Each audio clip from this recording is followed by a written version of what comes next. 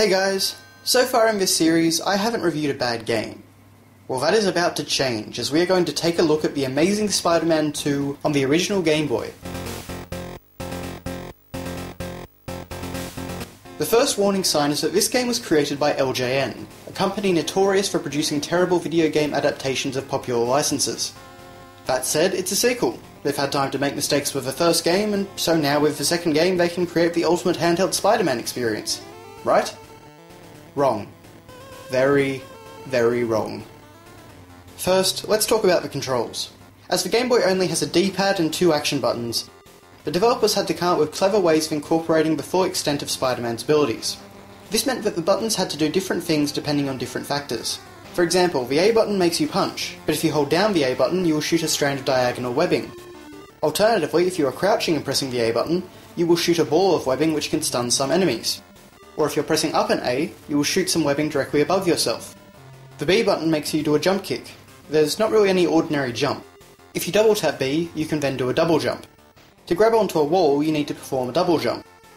While it's convoluted, on paper it actually doesn't look too bad. The problem is that the controls don't work very well. Double jumping only works sometimes. The collision on the jump kick means that it's almost useless, there's a big delay when you try to punch, the game sometimes gets confused and ends up shooting webbing in the middle of a punch combo, wasting a valuable resource, and falling down through floors seems to be surprisingly difficult. So while the game does actually fit most of Spider-Man's abilities onto the Game Boy's limited control scheme, the controls just don't work very well, and make the game difficult to play and near impossible to enjoy. However, the controls aren't the only problem. Rather than featuring linear levels, Spider-Man 2 requires you to explore a particular region and find specific items.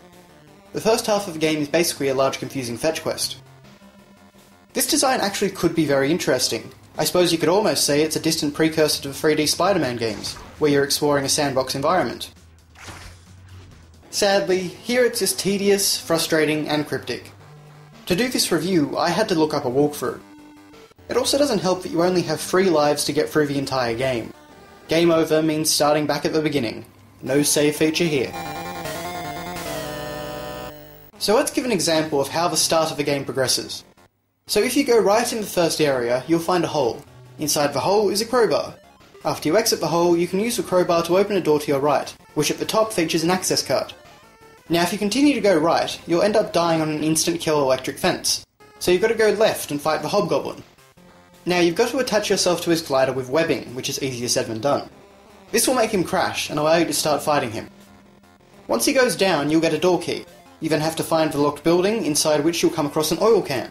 You're then supposed to realise that you can use the oil can on the hobgoblin's crash glider, and then use the flying vehicle to make it past the electric fence.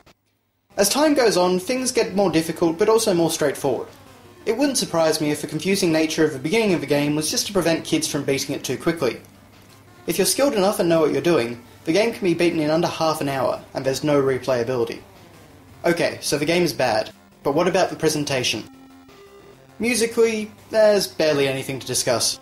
You get a title theme, which actually managed to give me a headache, and then you've got the gameplay music, which basically equates to a 20-second looping track which never changes. Seriously, the entire game is just this one track, and it wears on your ears very quickly.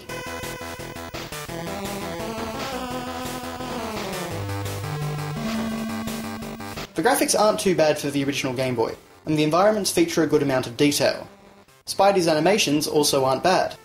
The biggest problem is that due to the limited colour palette, everything can blend together a bit, and you can lose track of things. And this would have been even worse on the unlit monochrome Game Boy. What you're watching now is being played on the Super Game Boy. The HUD is pretty cryptic and poorly designed.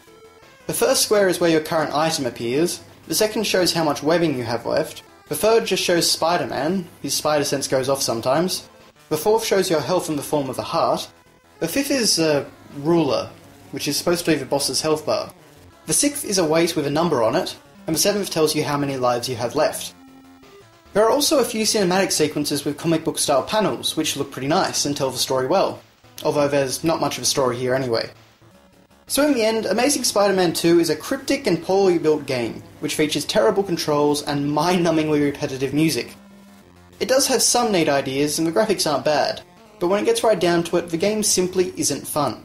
It's just another LJN cash-in. Amazing Spider-Man 2 on the original Game Boy gets a 2.5 out of 10.